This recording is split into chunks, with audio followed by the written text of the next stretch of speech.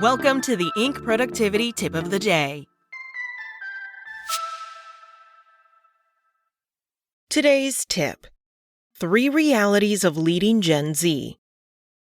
I consistently meet executives who are confounded by the attitudes of their younger team members. These leaders witness their rookie colleagues either fail to show any commitment or leave after just months on the job. Truth be told, Gen Zers have been guilty of quiet quitting. My friend is the president of his company and recently met with 2 young employees who have less than 1 year on the job. My friend wanted to ask them questions and discover why so many were quitting or quietly quitting. After being prodded, they eventually disclosed what they knew of their peers. They don't trust the leadership here. They suspect that management is hiding something. They are skeptical that both people and revenue are mismanaged. Employers benefit from understanding their mindset and must take steps to retain them. There is a meta-narrative that's swept through the rank and file of both millennials and Gen Z teammates. It has shaped their view of leaders. While not all of it is true, one story can be shared many times, and it appears to be ubiquitous to the average 25-year-old.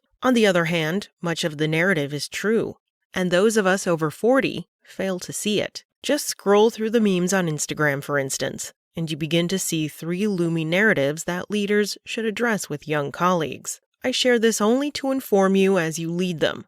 They often see, not unlike the 1960s, this generation of youth sees an abuse of power in the corporate U.S. and beyond. When they look at institutional leadership, they see an unjust pay gap between executives and employees, sexual misconduct among religious leaders, police brutality on the streets, and white-collar crimes going unpunished, while misdemeanors are sentenced unfairly. You and I both know this isn't true of the average leader running a small business, yet it's a narrative we need to address and resolve in young team members. When leaders empower others, meaning they share their power, team members begin trusting those in charge. Consider what youth generations have witnessed over the past several years, and you understand movements like #MeToo, #BlackLivesMatter, and #NeverAgain. While we might be quick to defend traditional leadership and explain that those movements aren't made up of saints, I'm asking you only to acknowledge why a young professional may be skeptical of leadership. They look at the inequity surrounding minorities, for example, and wonder how boomers and Xers can allow injustice to go on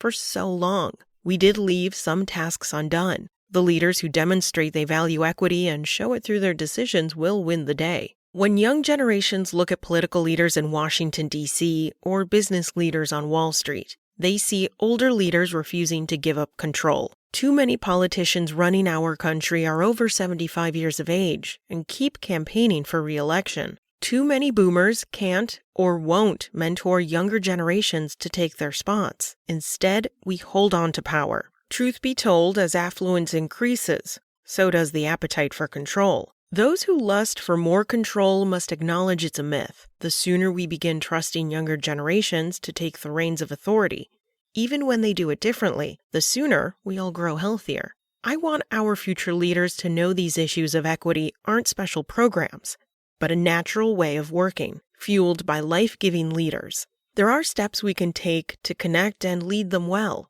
We must connect with our young teammates. Soichiro Honda, the engineer who founded Honda, said it best: "If you hire only those people you understand, the company will never get better than you are. Always remember that you often find outstanding people among those you don't particularly like."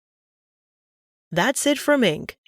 Enjoy your weekend, and be sure to check back Monday morning at 6 a.m. for more tips from Inc.